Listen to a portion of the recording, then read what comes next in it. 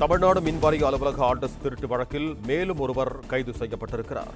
அண்மை செய்தியை பார்த்துக் கொண்டிருக்கிறோம். தமிழ்நாடு மின்வாரிய அலுவலக ஹார்ட் டிஸ்க் திருட்டு வழக்கில் மேலும் ஒருவர் கைது செய்யப்பட்டிருக்கிறார். இது தொடர்பான கூடுதல் விவரங்களோடு இணைகிறார் எமது செய்தியாளர் கதிரவன். வணக்கம் கதிரவன், உங்களிடம் இருக்கும் தகவல்களை சொல்லுங்கள். சென்னை அண்ணா சாலையில் உள்ள மின்வாரிய அலுவலகத்துல ஹார்ட் டிஸ்க் திருடப்பட்ட விவகாரத்துல மேலும் ஒருவர் கைது செய்யப்பட்டிருக்கிறார். குறிப்பாக கோபிநாத் என்ற ஒப்பந்த ஊழியர் கைது செய்யப்பட்டு விசாரணை மேற்கொண்டதுல திருடப்பட்ட ஹார்ட் டிஸ்களை அவர் பெங்களூரில் விற்பனை செய்தது தெரிய வந்தது. அதன் அடிப்படையில் பெங்களூர் சென்ற போலீசார் பெங்களூரில் இந்த ஹார்ட் டிஸ்கை வாங்கிய முரளி மனோகர் என்பவரையும் கைது செய்திருக்கிறார்கள். அவரிடமிருந்துதான் 34 ஹார்ட் டிஸ்குகள் மற்றும் 20 ரேம்களை பறிமுதல் செய்ததாகவும் தெரிய வந்திருக்கிறது.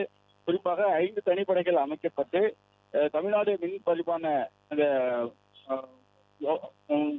வளாகத்திற்கு அந்த அலுவலகத்தில் திருடப்பட்ட அந்த விவகாரம் தொடர்பாக சிசிடிவி காட்சிகள் மற்றும் அறிவுறுத்தலான ஆதாரங்களை திரட்டி கோபிநாத் என்பவர் கைது செய்யப்பட்டதாகவும், இவர் ஆனுவல் மெயின்டெனன்ஸ் கான்ட்ராக்டராக ஒப்பந்த அடிப்படையில் பணிபுரிந்து வந்ததும் இந்த அலுவலகம் மட்டுமில்லாமல் பல்வேறு அலுவலகங்களை திருடிய இந்த 34 ஹார்ட் டிஸ்களும் 20 ராம்களும் பறிமுதல் செய்யப்பட்டிருப்பதாகவும், இவற்றை வாங்கிய பெங்களூரில் உள்ள காங்கிரஸ் கடை உரிமையான முரளி மனோகர் என்பவர் தற்போது கைது செய்யப்பட்டிருப்பதாகவும் தெரிவிக்கப்பட்டிருக்கிறது.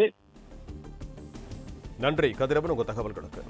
பிளே ஸ்டோர் மற்றும் ஆப் ஸ்டோரில் இருந்து பாலிமர் செயலியை QR கோடு மூலம் பதிவிறக்கம் செய்யுங்கள். செய்திகளை உடனுக்குடன் பெறுங்கள்.